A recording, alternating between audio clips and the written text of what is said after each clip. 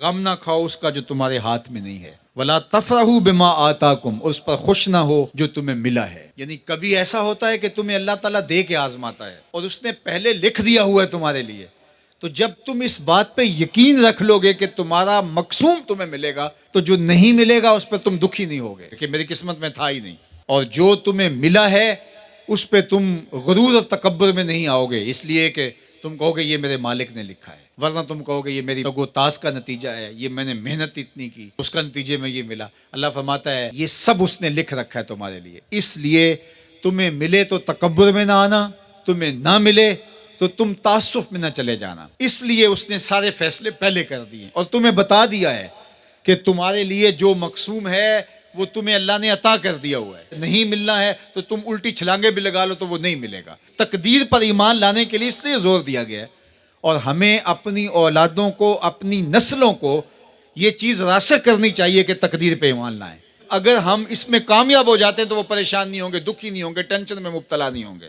میں اپنی بات آپ کو 100 مرتبہ بتا چکا ہوں کہ میرے والد نے اس حوالے سے مجھے اتنا زور دیا، اتنی دفعہ کہا کہ اللہ نے تو جو کتوں کا لکھا ہے اس کو بھی ملتا ہے، تم تو پھر انسان ہو، اور جو قسمت میں لکھا ہے وہ مل کے رہے گا۔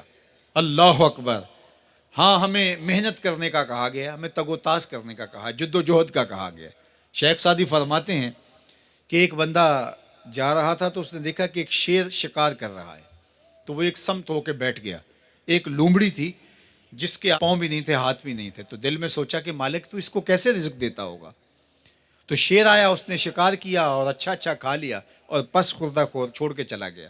یہ رینگتی ہوئی آگے بڑھی اور وہ جو پس خوردہ تھا وہ چھچڑے وغیرہ تھے، کھا کے پیٹ بھر لیا۔ کہا کہ مالک تیری قدرتوں کے رنگ ہیں، تو نے اس کا بھی وسیلہ بنایا ہے۔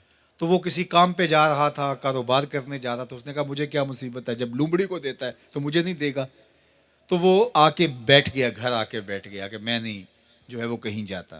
ایک دن، 2 دن، 4 دن فاقوں سے گزرا، تو پھر ہاتف سے آواز آئی کہ جو لومڑی کو دے سکتا ہے تجھے بھی دے سکتا ہے، لیکن لومڑی نہ بنو، شیر بنو، خود بھی کھاؤ اور اوروں کے لیے بھی وسیلہ بنو۔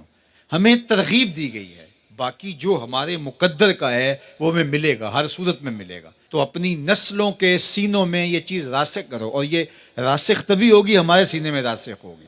تو اللہ فرماتا ہے ہم کسی کو زیادہ دیتے ہیں، کسی کو تھوڑا دیتے ہیں، جو تمہارے مقدر میں تمہیں ملتا ہے، جو نہیں ہے نہیں ملتا، اور ہم نے پہلے لکھ دیا ہے۔ کیوں لکھ دیا ہے؟ کہ تمہیں جو ملا نہیں اس کی پریشانی نہ ہو کہ مجھے کیوں نہیں ملا، بھئی اللہ نے لکھا ہی نہیں تھا، بات ختم۔